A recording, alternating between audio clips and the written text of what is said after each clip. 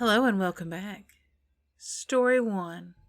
A Testimonial on Ressurection Mary.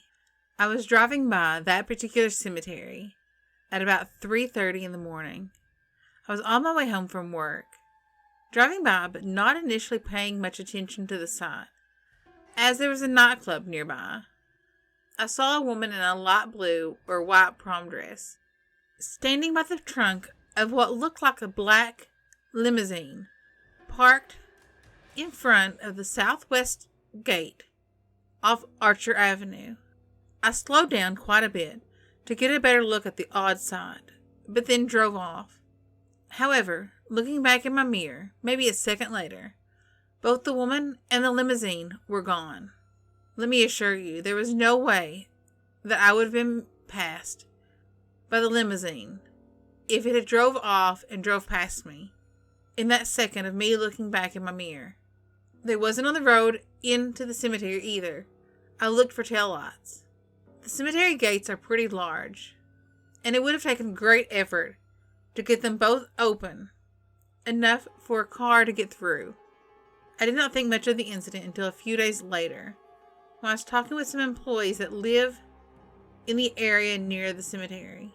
Two of my employees mentioned that I'd probably seen the ghost of Ressurection Mary.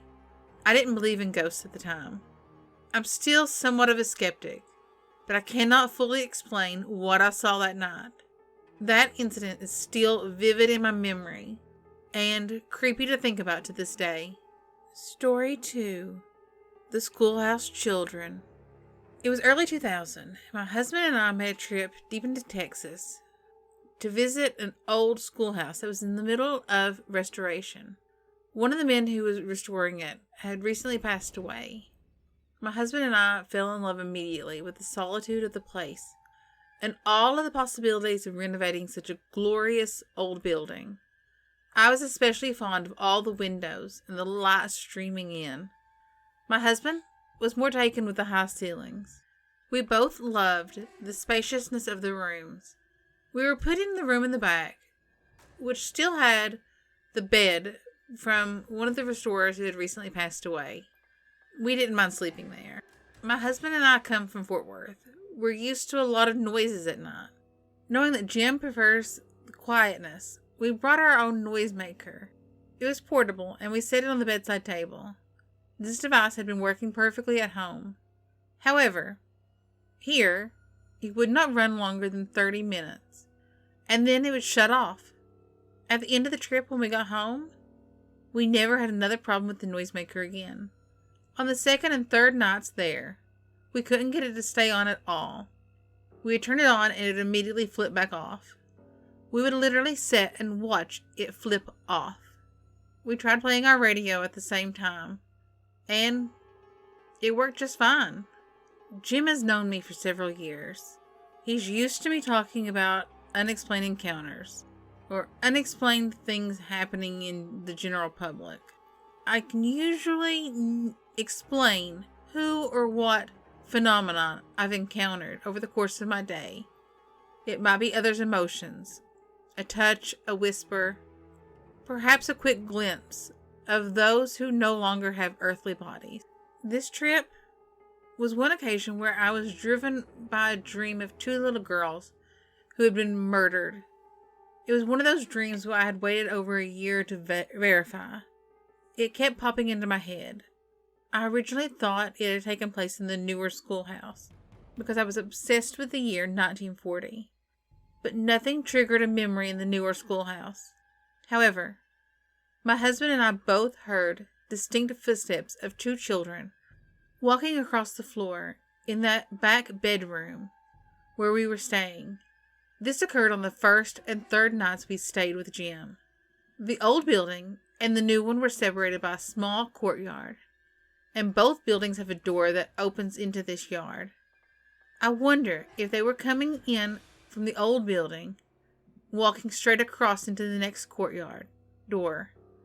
It's a straight path from door to door. Sundays were Jim's only day off, and he took the time to give us a tour of the grounds in the old schoolhouse. We walked in through the front door, and the first few rooms were uneventful. The back classrooms are accessible while walking straight through the first rooms, or by a door on either side of the building. It was the fourth room that Jim showed us that had a profound effect on me.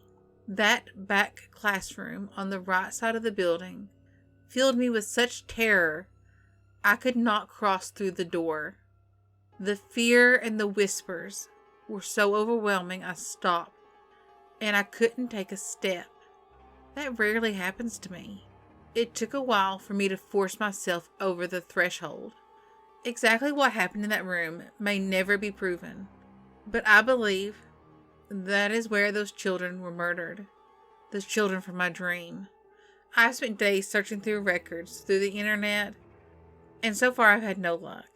My husband and Jim said that they've not felt anything special in the atmosphere of that classroom, but I sensed it to my core. Jim said that local residents remember nothing unusual taking place in the old schoolhouse.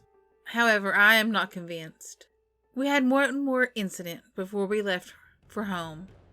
We discovered a dusty boot print on the bottom corner of our bed. No one had been in the house. Jim, my husband, and I all denied stepping up onto the bed.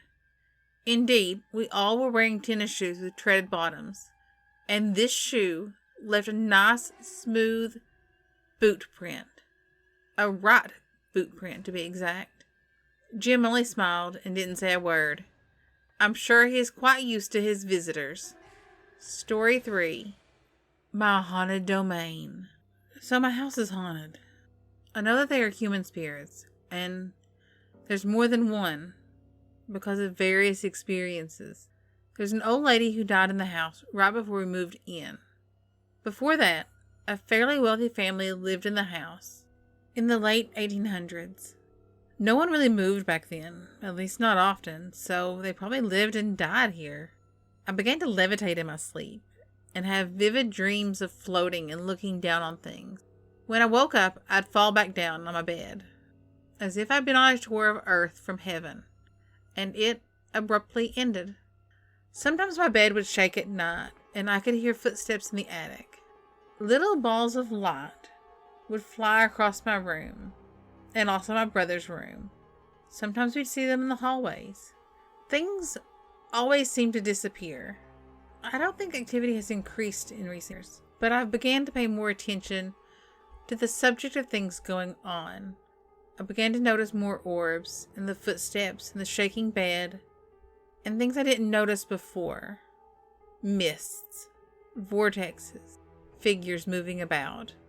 And as I've paid attention, they've become clearer and more visible. I've noticed them more and more. And that's when I saw it.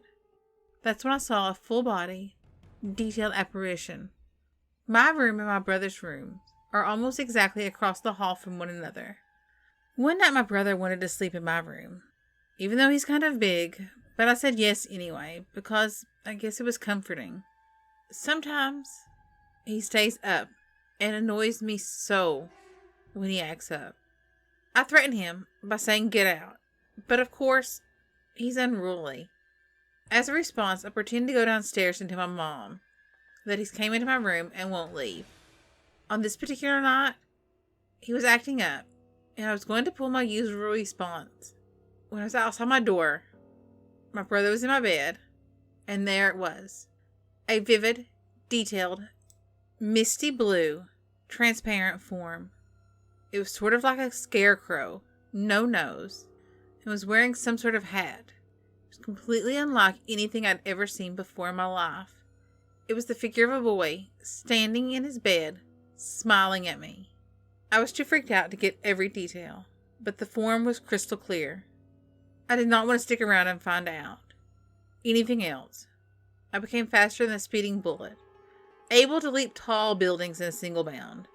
Whatever I could do to get away from it, as fast and as far as I could, I bolted back into my room and literally dove into bed and underneath my covers. I got a keyboard for Christmas. The keys light up, and if you don't play it for a while, it'll play demo music. But sometimes I'm certain I've switched it off, and the switch will physically move to the on position and it'll start playing by itself.